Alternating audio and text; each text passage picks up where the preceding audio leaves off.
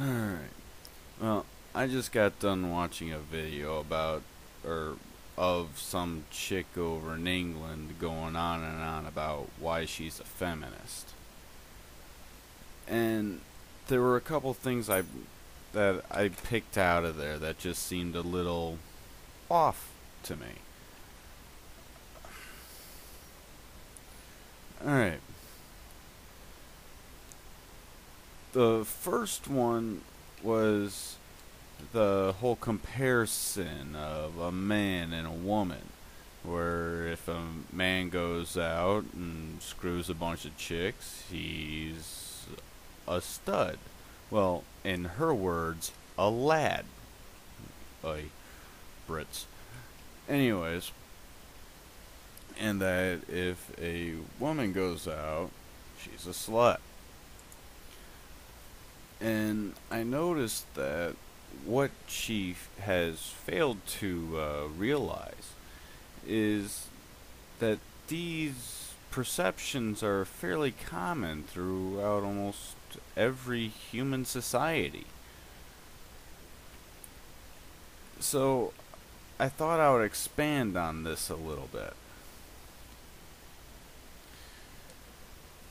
The man going out and trying to find as many conquests, I guess is one way to put it, as he can, is a result simply of the necessity of a man to appear as virile as possible. This is also an indicator to some extent of his ability to provide. Uh, if he has the resources to go and pick up additional women, then that is a symbol of wealth. That's not excusing his behavior, but this is some of the subconscious things that occur inside of our lizard brain. Now, in the context of marriage or a long-term relationship, it's a little different. He's not going out and trying to sleep with a bunch of women. He just wants to have access. He wants to have access to her reproductive capabilities as a result of the fact that he is essentially paying for them. I know a lot of people don't really want to hear that, but that's essentially what's going on. The whole concept of marriage or matrimony is, well, it's essentially woman worship. What the man is doing is he's exchanging his excess labor and surplus supplies to be able to have access to her reproductive capabilities. Now, as such, that would indicate as to any offspring would actually be his and not hers. But things have gotten kind of quirky in there. Now, with a woman, why is virtue essentially so prized? And why is it encouraged by society? Well, simply put, on the end of society is it's necessary essentially for society to try and rein in and control women's baser instincts. In order to have a civilized society, we need to be able to control their actions to some extent, because otherwise we'd essentially all be killing each other over the actions of women as a result of well, our nature. We want to be able to have access to those reproductive systems, and if these women are running around all over the place, it's going to cause mass competition, and as we've seen in history, has ended disastrously. That's on the end of society. Now, outside of marriage, the reason why it's a problem is, well, it really isn't. They just don't like being called a slut. So why do we call them sluts? Why do we go and treat men and women differently in this realm of society? Well, it's simple. The feminists and all these women go and scream about that there's no equivalent term for slut for a man. Yes, there is. And it's used extremely often. Deadbeat. Deadbeat is the social equivalent to slut. Simply because it's not directly correlative to sex, these women freak out. But as far as social standings, deadbeat would be the moral or social equivalent. The reason being is that in order to have access, you have to be able to sacrifice your surplus income. You also have to essentially support all of civilization. In order to support civilization, you have to work. In order to support civilization, you have to maintain order. In order to maintain order, we have to essentially rein in the female's basic instincts. In order to maintain civilization, we essentially, as a society, have to have access to a man's labor. Women never get this. It's like it just blows right over their head, and they're just left sitting there staring at a cloud. Now, this is the kicker. Women don't see this. Men do. We may not necessarily know how to explain it or describe it, but we know this instinctively. We go and look at a friend of ours who's just loafing around in his mom's basement. We tend to look at him kind of sideways. We go and look at a chick that's a total skank. We tend to look at her sideways. Each instance is essentially triggering the same emotional response and reaction. This is normal. In a sense, it's in our DNA. We can't change that. I mean, all the bitching in the world is not going to change 100,000 years of evolution. It's just not going to happen.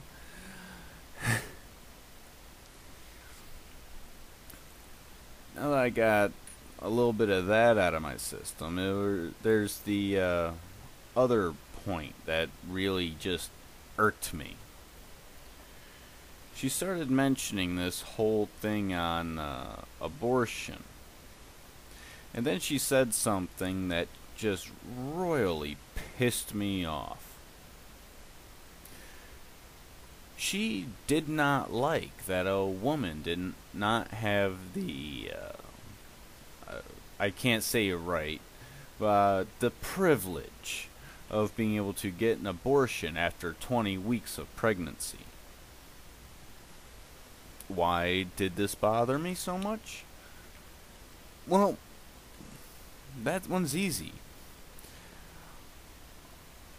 Artificial wombs, or a uterus. That is why it pissed me off. Currently in Japan, they are testing out an artificial womb. And there are a number of these being tested out across the entire planet. But under international law, the embryos that they are able to grow in these wombs, if you've ever seen the movie A Brave New World, kinda like that. Anyways, after 2 weeks of this embryo being in this womb, incubator, they have to kill it. Because after 2 weeks, heart cells start moving. The central nervous system starts forming, and it is internationally recognized as a human life. That is why it pissed me off. This is technology that can free men from the tyranny of women. We won't even have to go and try and find some skank to go and gestate our kid for us and worry about as to whether or not she's gonna go and run off and abort the child because it's her body. But this technology is being hindered because international law recognizes that, at least in a lab, that human life essentially begins at 2 weeks.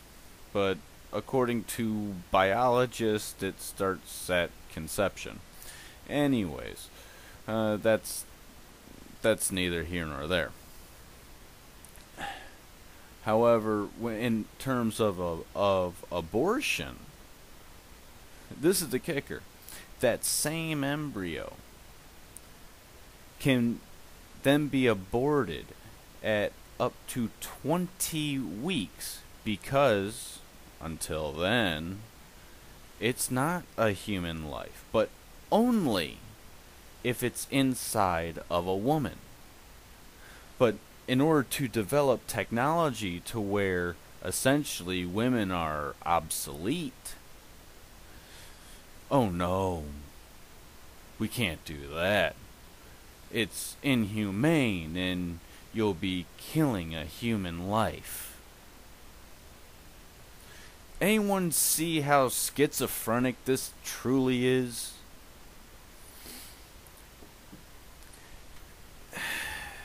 Those were just two things in the video that just really bothered me.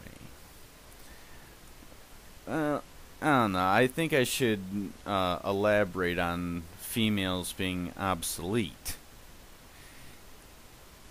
If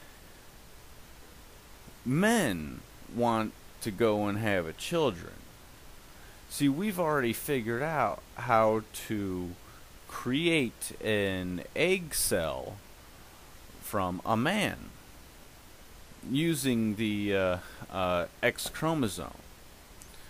And as we all know, men carry both an X chromosome and a Y chromosome. We can actually go out using the technology that we have to create a child essentially from two men and have the child gone and gestated by a woman. But how dare we take the monopoly of reproduction away from women? How dare we allow men to be able to choose their children? Or better, well, a better description would be, how dare men choose the time in which they become a father, as well as choosing to keep that child healthy. Because if a woman's pregnant, she can go drink, snort coke, heroin, whatever. And that child, as far as the law sees it, is part of her body. If you want to have a healthy child, you need to be able to control every variable. This is where the artificial womb comes in. But we are being hindered by a law that, if common sense were to be employed, it would essentially have to be employed to abortion law. But no. That's a violation of women's rights. These are just a couple things that just stood out and got to me. So I decided to record my little rant. But think about it, though. As far as society and culture goes, anytime women's basic instincts are unleashed, disaster befalls. Anytime men give up, society falls. We are seeing this today in the United States. If you look at our debt as a result of our social programs, you can see this is not going to last. If you look at our birth rate as a result of men opting out, the application of birth control, the destruction of the family, and the ease of which women can get assistance from the government, overall, the birth control is just plummeting. We are following Rome, and more than just the whole feminism thing. But the good news is, we know we are following in the footsteps of Rome. During the time of the fall of the Roman Empire, there really wasn't much of a comparison, especially in the way that it fell. There wasn't another society that was that large, that contained that many people and covered such a landmass. Yes, you could say, well, the Mongols had the largest continuous empire, land empire the world has ever seen. Yeah, you could. But their rules were obey or die. There was essentially only one punishment for all crimes. And they didn't have these liberal issues. They were extremely conservative society. So they kind of went off in the other direction, and they had their issues. But this is Western culture, a liberal society that is becoming more and more liberal as we go. We are mirroring Rome. The next step, if we were to completely follow in Rome's footsteps, would be towards a dictatorship, which I'm sad to say, about 95% of the infrastructure in order to employ such a government, it already exists. It's in our laws, it's in our policies. And all this time, these women are bitching because there's no term for a male slut. Well, there's a few different terms, but that's not what you are referring to. So you'd call him a player, or a pickup artist. Uh, just, there's like 90. Just a gigolo, which I honestly think is a kind of a stupid name. But that's not what they're talking about. They're talking about a word that carries the same type of connotation, the same type of social condemnation. And there is deadbeat. Deadbeat was used as a shaming tactic on Roman men, and they went MGTOW. They took their kids and left. The women were there sucking on the tit of the state. Well, thank you. Have a nice day.